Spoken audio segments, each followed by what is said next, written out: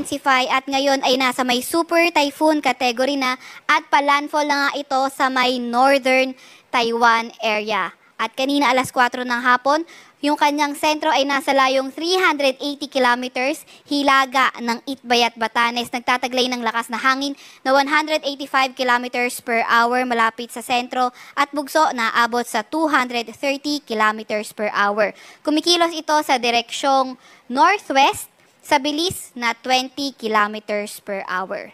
Ito naman yung track ni Karina. So may kita natin na reach na nitong si Karina yung kanyang peak intensity as super typhoon at posible na maglandfall sa northern part ng Taiwan area.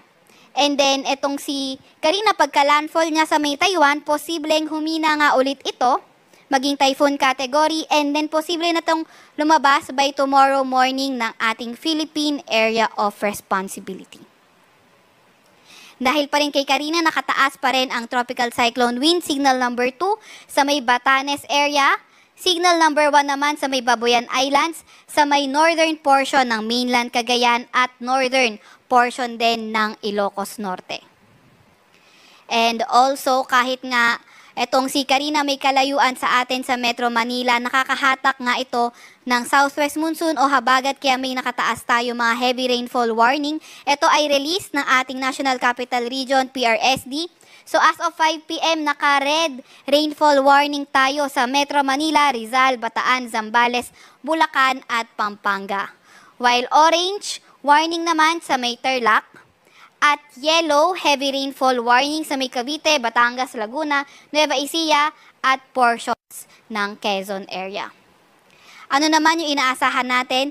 Yung sa mga malalakas na pag-ulan na maidudulot ni Karina. So, 50 to 100 millimeters na mga pag-ulan sa may Batanes at Babuyan Islands. So, kagaya nga ng na-mention natin kanina, nakaka-enhance o napag-iibayo nga nitong si Karina yung ating southwest monsoon o habagat. Kaya asahan nga din natin yung moderate to intense rains for today, 100 to 200 millimeters of rain sa Metro Manila, Ilocos Region, Abra, Benguet, Zambales, Bataan, Tarlac, Pampanga, Bulacan, Rizal at sa may Occidental Mindoro. 50 to 100 millimeters of rain for today sa may Cordillera Administrative Region, Nueva Ecija at sa nalalabing bahagi ng Calabarzon. For tomorrow, asahan naman natin 100 to 200 millimeters of rain sa may Benguet at Abra at 50 100 millimeters of rain sa Metro Manila, Cavite, Batanes, Babuyan Islands, nalalabing bahagi ng Ilocos Region, Abra, Benguet, Zambales, Bataan at sa may Occidental Mindoro. On Friday naman, 50 to 100 millimeters sa mga pag-ulan sa may Zambales, Bataan at sa may Benguet. So sa mga nakatira sa elevated or mountainous areas, posibleng mas mataas yung forecast rainfall sa area na yon at ingat pa nga rin sa ating mga kababayan na nakatira sa mga flood-prone at landslide-prone areas dahil sa mga banta ng pagbaha o pagguho ng lupa. Lalo na rin sa mga inuulan ng mga nakaraang araw pa dahil saturated na yung lupa sa areas na yan.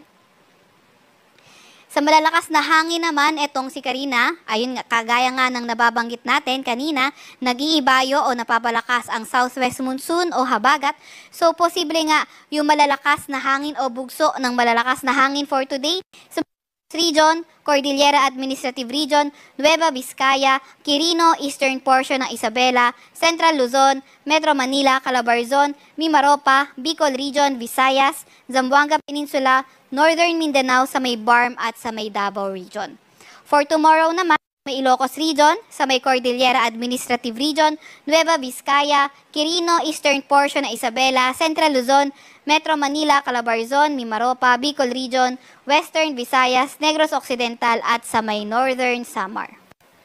By mga malalakas na hangin, asahan naman natin sa may Ilocos Region, Cordillera Administrative Region, Nueva Vizcaya, Quirino, Eastern portion ng Isabela, Central Luzon, Metro Manila, Calabarzon, Mimaropa, Bicol Region at Western Visayas. Cost yan ng Enhanced Southwest Monsoon. Meron pa nga rin tayong nakataas na warning dito sa may Batanes, northern coast ng Cagayan, kabilang na ang Babuyan Islands at ang northern coast ng Ilocos Norte. So mapanganib pumalaot lalo na sa mga maliliit na sasakyang pandagat. And also sa ating region, sa ating mga baybayin, nananatiling katamtaman hanggang sa maalon ang karagatan, kaya kailangan pa nga rin mag-ingat kahit walang gale warning sa inyong area.